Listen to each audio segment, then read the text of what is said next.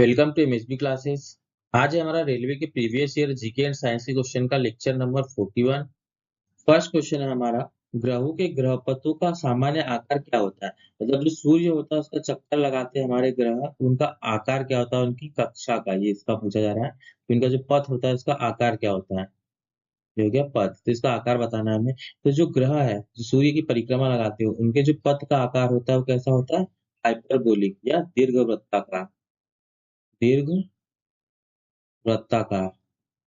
एक गोल नहीं होता है, गोल से थोड़ा चपटा होता है। गोल से थोड़ा चपटा, थोड़ा चपटा।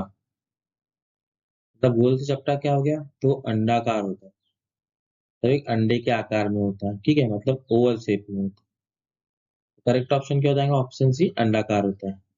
नेक्स्ट क्वेश्चन है, हीराकुंड डैम किस नदी पर स्थापित। तो जो हीराकुंड डैम है ये भारत का सबसे लंबा बांध है, ठीक है। भारत का सबसे लंबा बांध। ये कहाँ स्थित है, तो ये भारत के उड़ीसा राज्य में स्थित है। बांध कहाँ स्थित है, उड़ीसा राज्य में। और उड़ीसा राज्य में भी कहाँ स्थित है, तो संबलपुर जिले में स्थित है, ठीक है। संबलपुर जिले में स्थित। और ये किस नदी पर बना हुआ, तो ये बना हुआ है महानदी पर। महानदी पर बना हुआ है। जो महानदी है, तो ये महानदी कहाँ से निकलती है, तो महानदी निकलती है छत्तीसगढ़ से। छत्तीसगढ़ राज्य से, भारत के छत्तीसगढ़ राज्य से निकलती है। और छत्तीसगढ़ राज्य में कहाँ से निकलती है, तो ये निकलती है धमतरी जिले से। धमतरी जिले से। धमतरी जिले में सिहावा पर्वत से। सिहावा पर्वत से निकलती है। और जो हमारी महानदी है ये टोटल 900 किलोमीटर की सफर तय करती है। और जो हमारा हीराकुंड बांध है सबसे लंबा बांध जो है, तो सबसे लंबा कितना, तो उसकी लंबाई है 25.8 किलोमीटर, ठीक है। तो ये हो गया हमारा हीराकुंड डैम, कौन सी नदी पर, महानदी पर। नेक्स्ट क्वेश्चन हमारा, चेचक के लिए टीका किसने प्रदान किया था। मतलब जो चेचक का टीका है उसकी खोज किसने की थी। चेचक क्या होता था, चेचक होता है हमारा स्मॉल पॉक्स। तो स्मॉल पॉक्स कैसी एक संक्रामक बीमारी है, संक्रामक और जानलेवा बीमारी। जानलेवा बीमारी है। और ये फैलता किस वजह से है, मतलब इसका जो फैलता जिस वायरस से उसका नाम क्या है, तो उसका है वेरियोला वायरस, ठीक है। ये वेरियोला वायरस से फैलता है। और इस बीमारी में क्या होता है, तो इस बीमारी में क्या होता है, तेज बुखार आएगा। तेज बुखार आता है, ठीक है, शरीर में दर्द और शरीर में दाने पड़ना, ठीक है। और इसकी खोज कब हुई थी, तो इसकी खोज हुई थी 1976 में। किसके टीके की खोज 1976 में, तो किसने खोजा था, ये खोजा था एडवर्ड जेनर ने, ठीक है। तो यहाँ पे करेक्ट ऑप्शन हो जाएगा, ऑप्शन है एडवर्ड जेनर ने स्मॉल पॉक्स का टीके की खोज की थी। नेक्स्ट क्वेश्चन है, खालिस्तान लुप्त प्राय भारतीय औषधि पौधा प्रजाति है, ठीक है। तो हमें बताना है कि ऐसा कौन सा पौधा है जो औषधि प्रजाति है और अभी लुप्त होने की कगार पे है। तो क्या है, नोपेन डेनथस है। तो करेक्ट ऑप्शन हो जाएंगे यहाँ ऑप्शन ए। नेक्स्ट क्वेश्चन हमारा, भारत में पुर्तगालियों ने निम्न में से किस स्थान पर पहले किले का निर्माण किया। तो पुर्तगाल ने अपना पहला किला किस स्थान पे बनाया था, ये हमें बताना है। तो जो पुर्तगाल थे, ये 1498 में पहली बार कौन आया था, वास्को डी गामा आया था। Vasco D gamma. भारत के पश्चिमी तट पर कहाँ आया था, कालीकट में। कालीकट में आया था, ठीक है। इसके बाद क्या हुआ था कि 1505 में फ्रांसिस्को, जो कि पुर्तगाल का पहला वाइसराय था, उसको भारत आया था। और उसके बाद में जो 1510 में इन्हें क्या किया था कि जो अल्बुकर्क था, इसने बीजापुर से गोवा पर कब्जा कर लिया था, ठीक है। बीजापुर से गोवा पर कब्जा करने के बाद में जो 16वीं शताब्दी में इन्होंने अपनी चौकियां और किले बना लिए। और ये व्यापार पर क्या करने लगे, अपनी शक्ति दिखाने लगे। ठीक है, कब?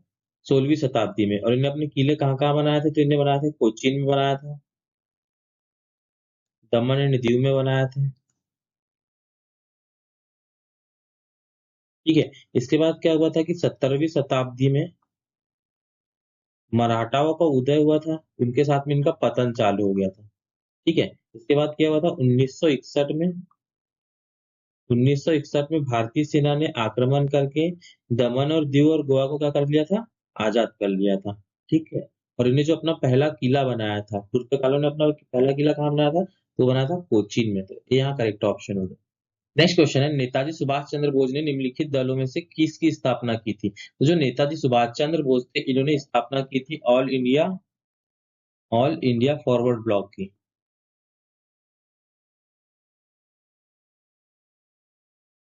की स्थापना की थी नेताजी सुभाष चंद्र ने ऑल इंडिया फॉरवर्ड ब्लॉक की स्थापना की थी। और ये स्थापना इन्होंने कब की थी? तो ये की थी 1939 में। और इसका जो प्रमुख क्षेत्र था वो कौन सा था? पश्चिम बंगाल। पश्चिम बंगाल। ठीक है, नेक्स्ट क्वेश्चन है, न्यूजीलैंड में कौन से रंग सुनामी चेतावनी संकेत के लिए इस्तेमाल किए जाते हैं? तो जो न्यूजीलैंड में सुनामी चेतावनी संकेत के लिए इस्तेमाल किए जाते हैं वो रंग कौन सा है? तो है सफेद और नीले रंग का उपयोग किया जाता है। नेक्स्ट क्वेश्चन है, कितने बीट्स एक बाइट के बराबर होते हैं? तो जो बीट्स और बाइट्स वाला क्वेश्चन है ये हमारे कंप्यूटर का है। ठीक है, तो देख लेते हैं हम कि जो एक बीट होता है, एक बीट क्या होता है? एक बाइनरी डिजिट होता है। ठीक है, इसके अलावा पूछा गया कितने बीट्स एक बाइट के बराबर होते हैं? जो 8 बीट्स होते हैं वो एक बाइट के बराबर होते हैं। ठीक है, तो यहाँ पे करेक्ट ऑप्शन क्या हो जाएगा? बी। 8 बिट्स एक बाइट के बराबर होते हैं। और 1024 बाइट्स जो होते हैं वो एक किलो बाइट के बराबर होते हैं, जो कि हम क्या बोलते हैं? केबी बोलते हैं इसको। ठीक है, उसके बाद में 1024 जो किलो बाइट्स होते हैं वो किसके बराबर होते हैं? 1 मेगाबाइट्स के, मतलब इसको हम एमबी बोलते हैं। ठीक है, और उसके बाद में 1024 जो मेगाबाइट्स होते हैं वो किसके बराबर होते हैं? वो होते हैं 1 गीगाबाइट्स के, जिसको हम क्या बोलते हैं? जीबी बोलते हैं। उसके बाद 1024 यदि जीबी होगा तो किसके बराबर होगा? तो वो 1 टेराबाइट, किसको हम टीबी बोलते हैं। और 1024 टीबी जो होता है वो किसके बराबर होता है? वो 1 पेटाबाइट्स के बराबर होता है, इसको हम पीटी बोलते हैं। ठीक है, तो इसी प्रकार से आगे होते हैं। तो यहाँ पे करेक्ट ऑप्शन क्या हो गया कि कितने बीट्स से एक बाइट के बराबर होता है? जो 8 बीट्स होते हुए एक बाइट के बराबर होता है। नेक्स्ट क्वेश्चन, निम्नलिखित शहरों में से कौन सा भूमध्य रेखा की लाइन पर पड़ता है? तो शहर पूछा गया हमसे, तो हम सबसे पहले देख लेते हैं कि भूमध्य रेखा पर कौन कौन से देश पड़ते हैं। जो भूमध्य रेखा पर देश पड़ते हैं उसमें कौन कौन सा है? कोलंबिया है, इक्वाडोर है। ठीक है, उसके बाद ब्राजील है। ब्राजील के बाद क्या है? सेयाटोम एंड प्रिंसिप है। रिपब्लिक ऑफ कॉन्गो है, युगांडा है, सोमालिया है।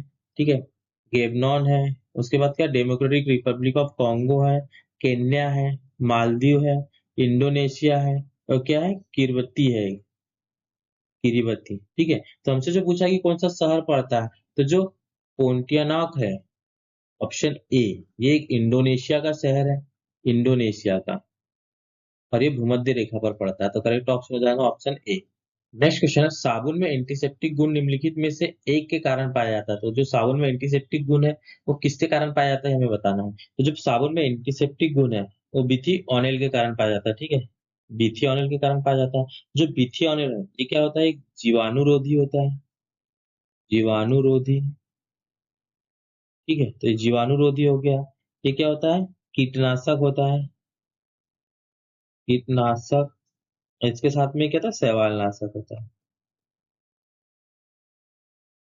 तो इसका उपयोग किया जाता है साबुन में एंटीसेप्टिक के लिए। इसके अलावा जो सोडियम लॉरेट सल्फेट है इसका उपयोग झाग बनाने के लिए किया जाता है, झाग के लिए। जो रेजिन होता है इसका उपयोग काय के लिए जाता है? तो रेजिन का उपयोग सफाई के लिए किया जाता है।